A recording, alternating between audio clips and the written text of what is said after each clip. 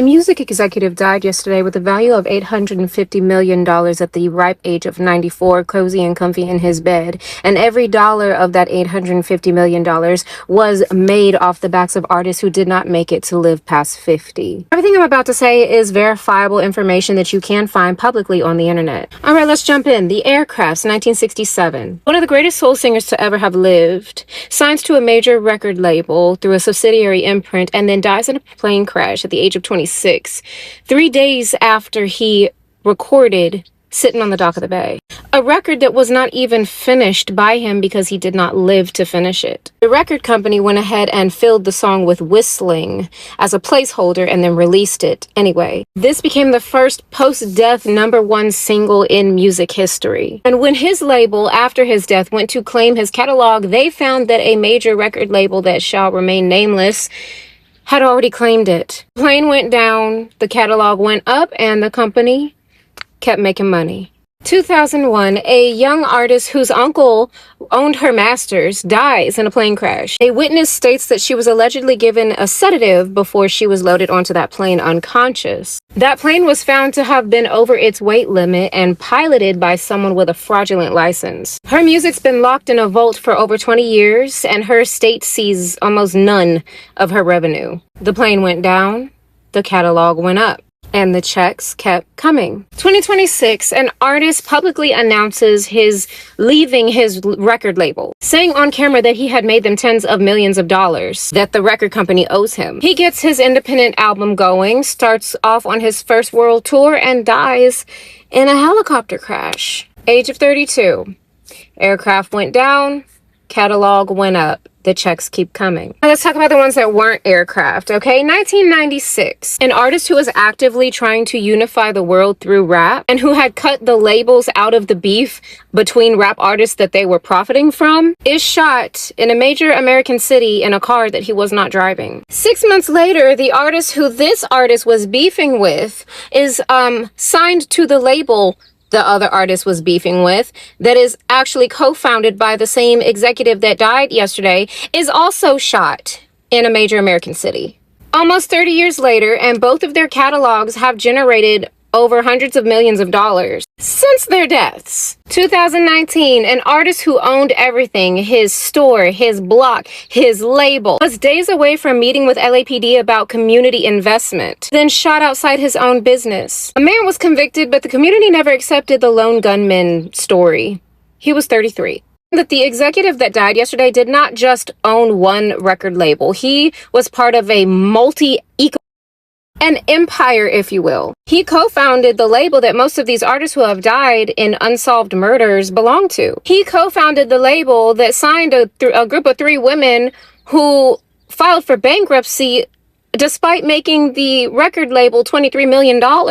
One of those women who died in a car accident in a car that she was not driving at the age of 30. Same man who discovered a young woman at 19 with a voice that could shake a house down, shaped her, molded her career, owned her voice and her body, and owned her entire catalog, decided to continue on with a party after they found her dead in a bathtub the night before. He was quoted saying she would have wanted the music to play on. She was 48. He lived to be 80, and during those years collected off of every single one of her hit songs, including after her death. Now here's what nobody wants you to understand, right? This is not illegal because the major labels have something that's called the Death and Disability Clause, which states that upon the death of the artist, the label retains full ownership of the catalog and can continue to profit from said catalog indefinitely. That's not a conspiracy theory. That is a clause. It's in stone. It's litigated.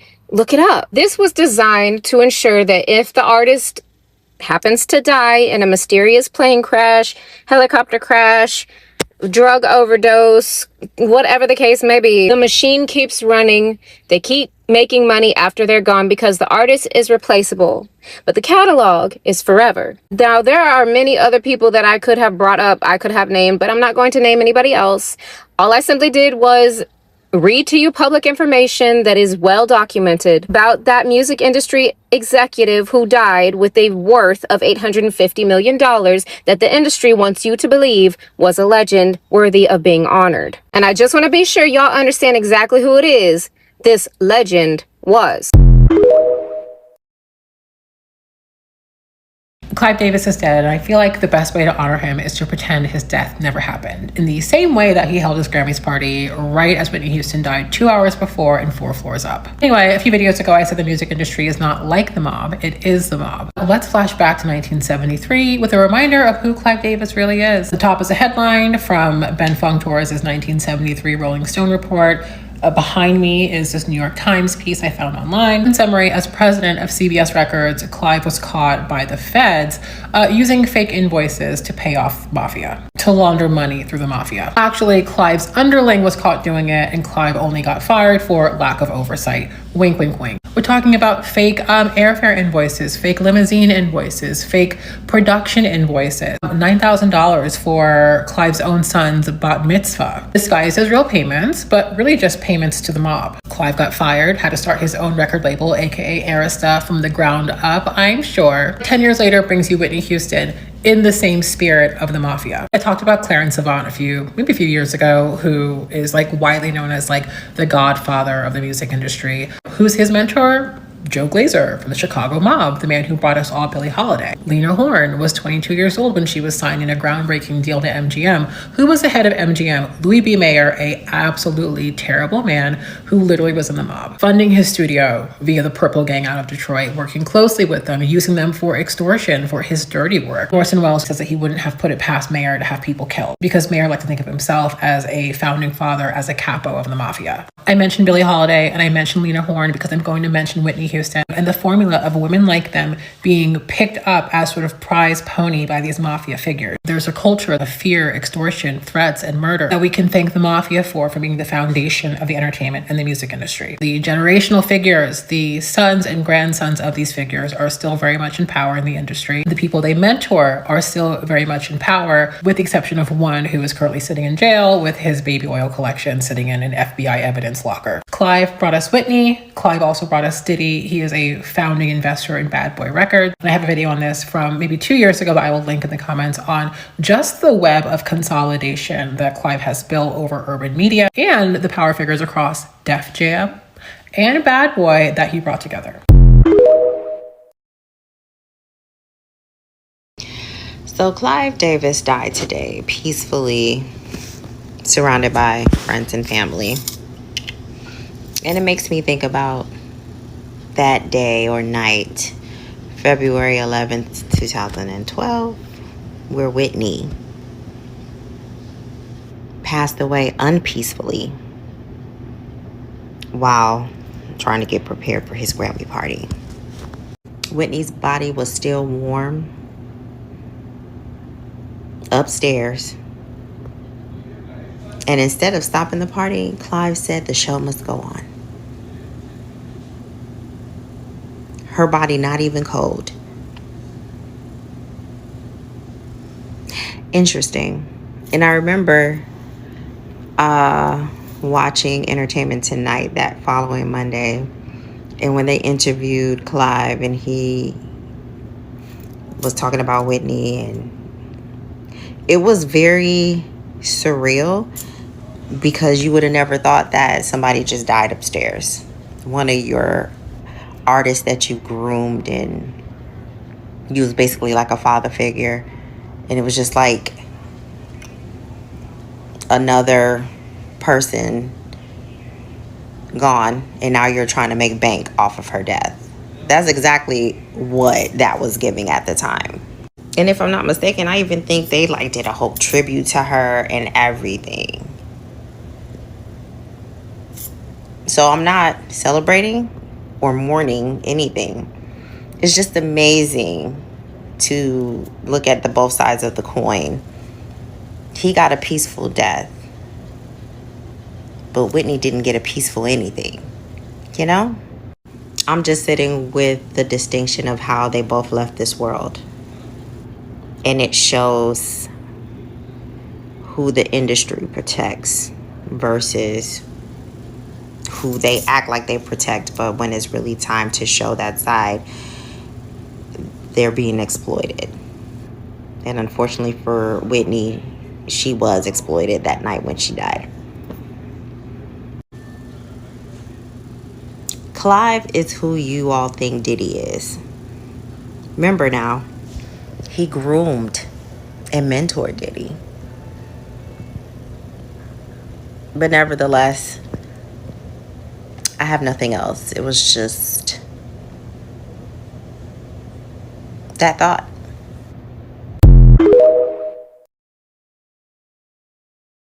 Come on, give me the story, I'm gonna tell baby. you because TLC had generated on Crazy Sexy Cool $75 million, and they gave us $50,000 apiece. So I was like, what the hell? So of course Lisa was the ringleader. Like, we need to go get our money. I need to know where my MF and money's at. So you know she was locked up in the diversion center for burning down the house, and she was just like, Okay, we gonna get LaFace and them girls I was locked up with. We gonna drive up there. We gonna take the guns. and then we had this limo driver. Wait, she just got out of jail. Yes. Okay. Okay. And we had the limo driver, and he was the getaway car. So we went up there and held everybody hostage, and Puffy was the one that snitched us out. Yo, B, yo, your girl's up here mad bugging, yo.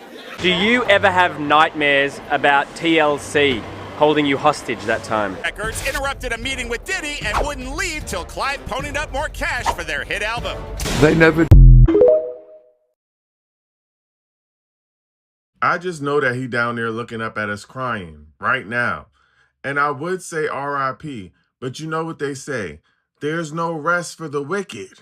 And you, sir, wicked. As a matter of fact, it looked like if you was around long enough, you would have been trying to run a plantation with this slick back doohickey you got on in this picture. First, let me say R.I.P. to Left Eye, R.I.P. to Aaliyah, and R.I.P. to the Queen, Whitney Houston, and R.I.P. to any of the other black artists that were exploited by this man in his time as a music executive. And I hope you know that there's no Grammy parties where you're going. Okay? And if there is one, it's going to be extremely hot and not in a good way. This man is not so living proof that what you do while you're on this earth matters. Okay? You don't get to exploit black people and then think that black folks is going to be sad that you passed away. All I'm seeing is RIPs to the legend Whitney Houston, and I like to see it. The other part of that is we never talk about what Clive Davis did to Milli Vanilli, because those were young black men, but they looked a certain way and they were too pretty. But we have these big old fat black guys that can really sing. So we're going to have them sing, but we're going to put Milli Vanilli up. And then when it got discovered that the scam was happening, Clive Davis didn't lose a Grammy. Milli Vanilli did. Clive Davis wasn't shunned. Milli Vanilli was. Clive Davis went on and made Bad Boy, made J Records, gave Usher a record deal, built LaFace Records, did everything he wanted to do without any consequence or recompense to what he did to those young boys who were out front through no fault of their own, who were forced into that situation, and the fat black kids who were in the back singing.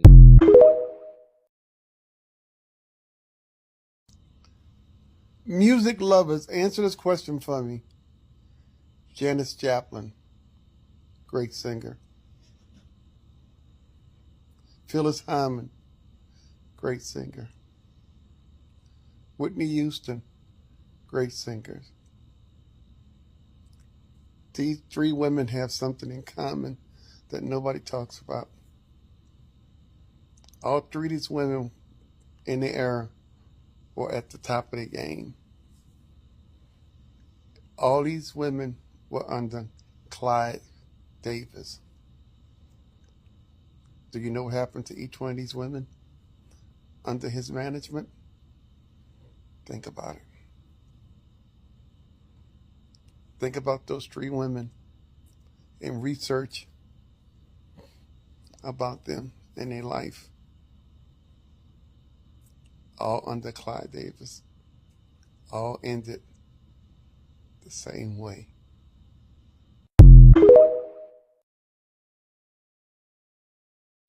Y'all know who kicked the bucket today? Clive Davis. Clive Davis is no longer with us. He lived to be a ripe old age of 94. Clive Davis was in the hospital back in May with the upper respiratory issue. He was released from the hospital earlier this month and was supposed to have been at home recovering, but he didn't make it this morning. I usually don't report on death, but I don't really care for Clive Davis, never did. From all the stories and stuff that I've read when I was doing research, I always came across a female artist like Aretha Franklin and, Whitney Houston, of how he did them wrong with their royalties and with their money and they distributing and all of those things. So, no, I'm not thrilled that Clive is gone, and I'm not upset that he's gone either. But Clive was not a good person. I did not like Clive Davis. He was an evil little man. And since Clive is gone, Brandy, you gonna tell us what's on that note yet? Clive gone. There's nothing to be afraid of anymore. Tell us what was on that note, Brandy. Now, I don't glory in nobody's death, okay? I don't glory in death. I don't glory in nobody's demise. That's just not the way my heart is set up. However, I have so much to say. Oh my goodness. First of all, this death is symbolic. I'm going to say Babylon is falling, and those who get it. Those who are going to understand what I'm saying, my perspective, you're going to totally get. Babylon is falling. Do we realize that Clive Davis was a J person? Kanye told us. Nick Cannon told us. The basketball player, I forgot his name, the little NBA, he told us too. And when they told us, they were deemed as hate speech. The music mogul has controlled the industry. Oh! I gotta speak.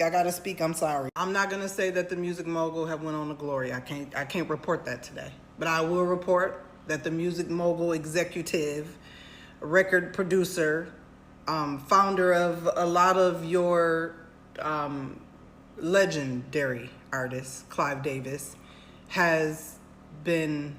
is no longer with us, okay? And he was Diddy's mentor, okay? Just want to say that, put that out there. He gave us people like Alicia Keys, and he also gave us people like the great Whitney Houston, right? In all of that, there was some suggestions with a lot of different situations that they never sat right with me, okay? The night Whitney died, that ain't never sat with me. I just couldn't talk about it because this man had people in high places, okay? And when I say this man had people in high places, he is one of the high placed people that I'm speaking of. So it never sat right with me because it felt very celebratory. You mean to tell me someone that you were super close with, very close, you've known her since she was 18 years old, you find out this tragedy, okay? Hours prior, before the Grammy party, you decided to proceed with an event as saying we're going to celebrate her life. No, you were celebrating something else. Oh, because see, people don't know the deep, dark secrets of the industry. Some have suggested that it was him, Clive himself, who used his connections to seize the blackmail tapes that Diddy had on some very powerful people. It was said. Now, whether that's true or not, I can't confirm that, but I'm saying this was what was said through the grapevine. Y'all ever heard of the grapevine? It was through the grapevine. The Bible speaks in Revelation 2:9, and I think again in Revelation 3:9. I need y'all to go read that scripture. And that's what the Bible speaks of. And I don't know. Clive, 1 + 1. I don't know. Just read them scriptures. Poor Diddy, he done got locked up, and now his mentor done passed away. Child, I know he is over there. Oh my God. He is not only you locked up, but now your mentor. The one, once you got out, can make it right, can put you back on the scene, put you back on the map. Ooh, baby, that's different. I don't know who can. I want every documentary. Anybody who needs to tell, it's your time. You're free now. Freedom is here. This is very symbolic because Babylon is falling. Whoever needs to tell, I need you to come out. Justin, you out there? It's your time now, Justin. I don't know if you got anything to do with him, Clive. I don't know. But Justin, this is your time to shine. I need every documentary. I need everybody, all the victims, everybody. I need folks to come forward. See, they couldn't do it when he was alive. He was too powerful man. He was a powerful man. People don't understand. When you get into the upper echelons, the biggie wigs, you just have to hush until your time. Ooh, this is a sign. Y'all know it's the last days. If Clive didn't got up out of here. Clive is gone. He didn't got up out of here. We is in the last and evil. Baby, he was 90, what, 94? All that power, all that money, and he didn't got up out of here? You know, child. No, I don't have a rest in peace for Clive Davis. Not when I know the type of spirit that man carried. That man was a heavy warlock, heavy into the occult. And he is the reason for the trauma for some of our living and not living legends in the black community. You know, when you wanted to be famous or get in the in crowd of popularity in Hollywood, music, entertainment, and sports, that you had to go through that man right there and the things that he did, the way he sodomized men, women, and children. That man was a warlock. That man was something that not many of you could ever fathom.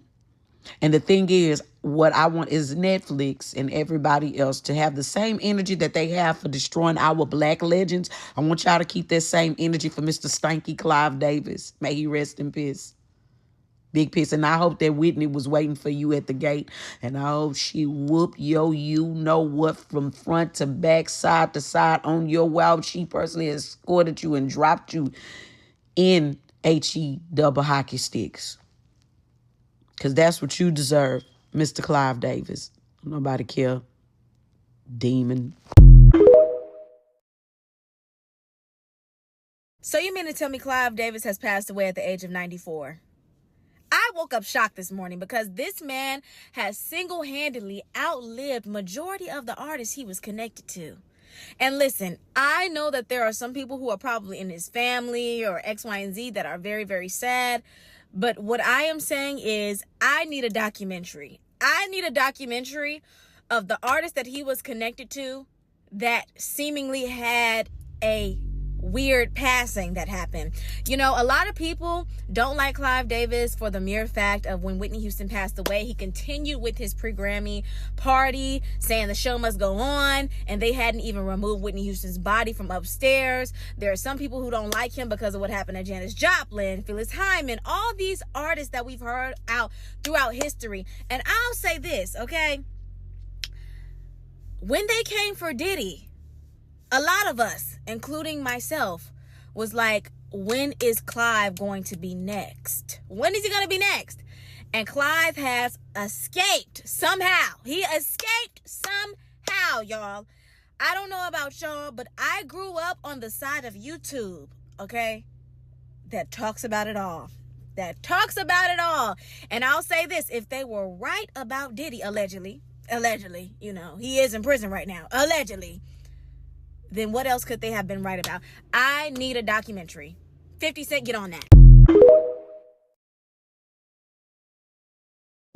Y'all know Clive Davis passed away today. Rest in peace. Y'all also know he was one of the most, hey, everything I say in this video is for entertainment purposes only. Oh, they claim he was one of the most evil producers in the game, right? Remember when TLC held him hostage in that bad contract? Oh, all right. Remember Whitney passed away the night before the Grammys? There's supposed to be his name around it. Remember they asked him about a whole bunch of stuff about P. Diddy? And he didn't say nothing? What does Clive spell backwards? Rest in peace. This is not a drill. Clive Davis is dead. Right now, everybody line up, oldest to youngest. What happened? Get the biopics out now. He cannot hurt you anymore. He has no power over you. Get the biopics out right now. I want to know what really happened to everybody. Oldest to youngest, because we ain't got that much time, okay? I want to know what happened.